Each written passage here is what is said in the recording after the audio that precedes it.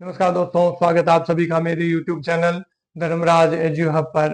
साथियों, आज के विश्व की घटनाएं, तेजी से बदलते संसार की घटनाओं से आपको परिचित कराने और लगातार आपको अपडेट रखने के लिए हम खबरों की श्रृंखला में कुछ खबरें चुन करके आपके लिए लेके आए हैं। खबरों में पहली खबर चर्चा कर लेते हैं। अंतरिक्ष में मीठी सफलता है।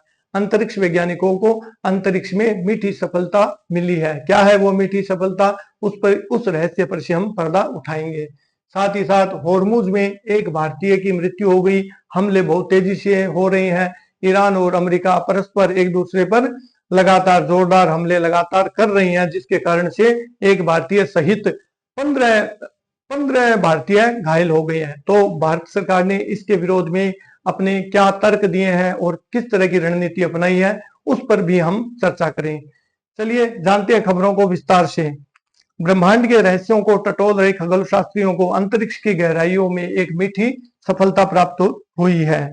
वैज्ञानिकों ने अंतर तारकीय अंतरिक्ष यानी कि तारों के बीच में मौजूद एक विशाल खाली स्थान जो होता है, उसे अंतर तारकीय अंतरिक्ष कहते हैं, में एक शुगर मॉलिक्यूल खोजा है। यह वही प्राकृतिक शर्करा है जो रस भरी, जिसे अंग्रेजी में रास्पबेरी भी कहा जाता है, के फलों में पाई जाती है और कुछ सेल्फ टैनिंग कॉस्मेटिक उत्पादों में भी इसको शामिल किया जाता है। यह खोज इस बात को समझने का नजरिया बदल सकती है कि ब्रह्मांड में जीवन के बुनियादी तत्व कैसे बनते हैं। स्पेन में स्थित 2 विशाल रेडियो टेलीस्कोपों की मदद से इस मीठे अणु को हमारी आकाशगंगा के केंद्र के करीब गैस और धूल के बादलों के बीच तैरते हुए देखा गया है। प्रसिद्ध जर्नल नेचर एस्ट्रोनॉमी में प्रकाशित इस शोध की पुष्टि के लिए टेलीस्कोप से मिले सिग्नलों का प्रयोगशाला में गहन मिलान किया गया। अध्ययन की सह लेखक और स्पेन के सेंटर फॉर एस्ट्रोबायोलॉजी की वैज्ञानिक इवजासकुन जिमेनेज सेरा ने बताया, अगर ये अणु एक जगह मिले हैं तो पूरी संभावना है कि ये आकाशगंगा के अन्य सुदूर इलाकों में भी मौजूद होंगे। इससे ब्रह्मांड के दूसरे हिस्सों में भी जीवन विकसित होने की संभावनाएं काफी बढ़ जाती है।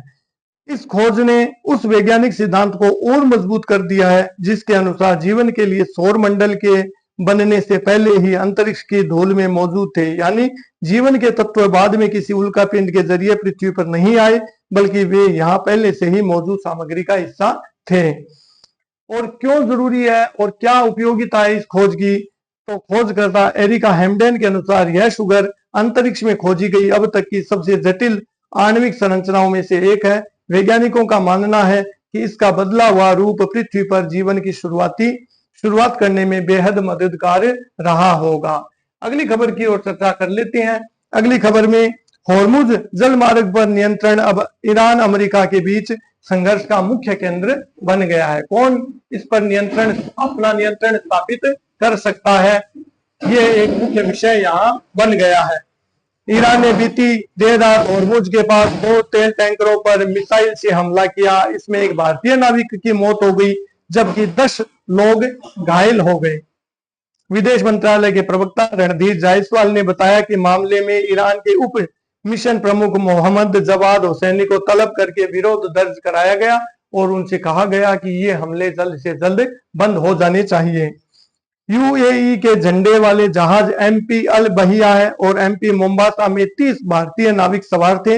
एक जहाज पर 12 नाविकों में से एक की मौत हुई है जबकि एक घायल है। दूसरे जहाज पर 18 भारतीयों में 9 घायल है, 2 की हालत गंभीर है। जायसवाल के अनुसार 28 फरवरी से खाड़ी क्षेत्र में कुल 13 भारतीयों की मौत हुई है जबकि 3 अभी लापता हैं। अमेरिकी राष्ट्रपति ट्रंप ने ईरान की समुद्री नाकेबंदी शुरू करने की घोषणा की है। उन्होंने अमेरिका को होर्मुज का संरक्षक बताकर इस जलमार्ग से गुजरने वाले शिपों से 20% तक टोल वसूलने का ऐलान किया है। वहीं दूसरी तरफ ईरान ने ट्रंप पर तंज करते हुए होर्मुज पर उसका नियंत्रण होने का दावा किया है। ईरानी विदेश मंत्री अब्बास अरागची ने एक्स पर पोस्ट में कहा कि 20% शुल्क बहुत ज्यादा है। उन्होंने ईरान को होर्मुज जलमार्ग का संरक्षक बताते हुए कहा कि तेहरान कम और उचित फीस लेगा। मंगलवार को अमेरिका ने ईरान में कई जगहों पर बमबारी की। इनमें ईरान की मिसाइल व ड्रोन लॉन्च सुविधाओं, एयर डिफेंस सिस्टम, सैन्य भंडार शामिल थे। जवाब में ईरान ने भी होर्मुज में जहाजों को निशाना बनाने के साथ जॉर्डन, कुवैत, बहरीन में स्थित अमेरिकी सैन्य बेसों पर हमला किया। यमन व यमन पर सऊदी अरब के हमलों के जवाब में ईरान समर्थित हूती विद्रोहियों ने सऊदी के आबा एयरपोर्ट पर मिसाइलें दागी। इसका असर लाल सागर में समुद्री व्यापार पर पड़ सकता है।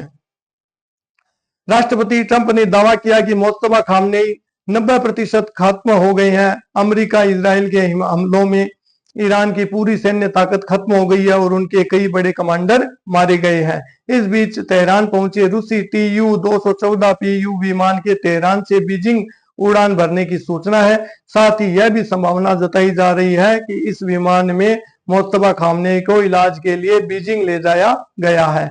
इस तरह से ये घटनाएं तेजी से बदल रही हैं और इन बदलती हुई घटनाओं के बारे में आप क्या सोचते हैं, हमारे कमेंट बॉक्स में आप अपना मार्गदर्शन दे सकते हैं। साथ ही साथ हमारे चैनल को सब्सक्राइब कीजिए, लाइक कीजिए, अपने दोस्तों, रिश्तेदारों, मित्रों के साथ इसको शेयर कीजिए और बेल आइकॉन दबाना ना भूलें।